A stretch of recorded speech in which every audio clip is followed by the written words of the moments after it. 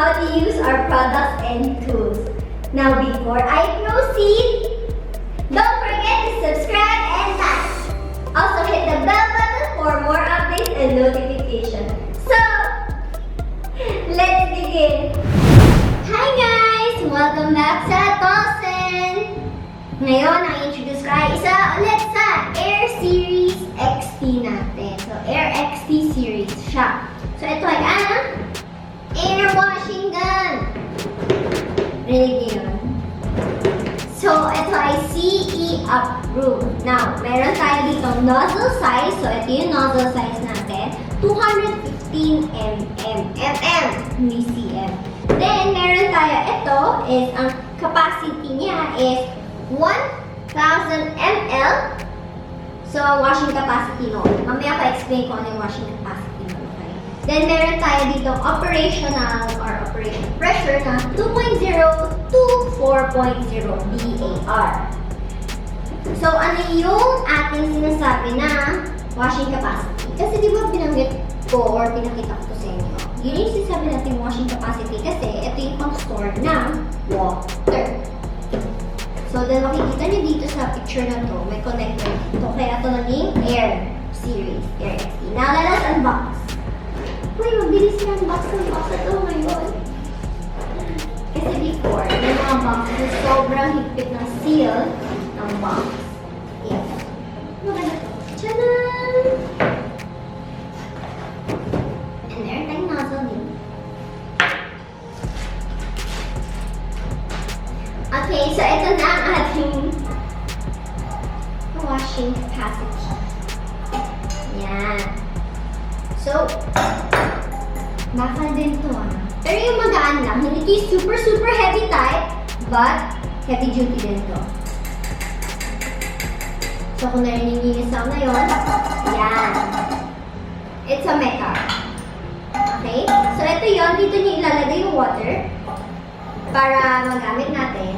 Then, ito yung gun. Kaya siya naging Air Series kasi ito, kinoconnect mo yan sa air.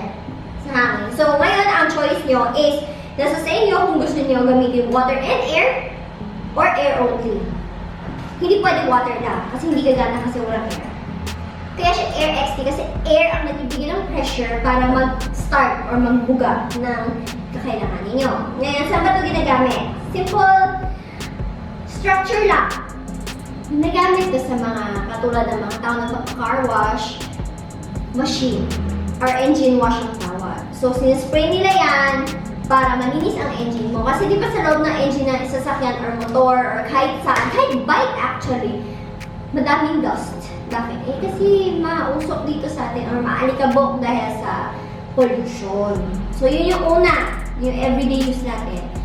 Pwede mo rin siya gawing pang buga ng hangin kapag wala sa kotse mo sobrang dusty, lalo na pag sa manufacturing ka nagtatrabaho, di ba? Yung mga iba, yung mga truck nila for deliveries. So, pwede din sila magbuga doon ng hangin para matanggal lang yung dust. Kung wala ka pang paspas or yung feather duster para sa kotse. So, pwede din to kung meron kayo. Pero pag may feather duster kayo, pwede din naman. Walang problema yun. Then, ang iba pang ginagamit is sa akin, ang pamisang gamit ko kasi nito is panglinis na gamit. Like, mga maliliit kong gamit na enough para hindi lumipad ng air. So, yun yung ginagamit ko nito. So, very convenient siya for me. Kailangan mo nga lang ng panghangin.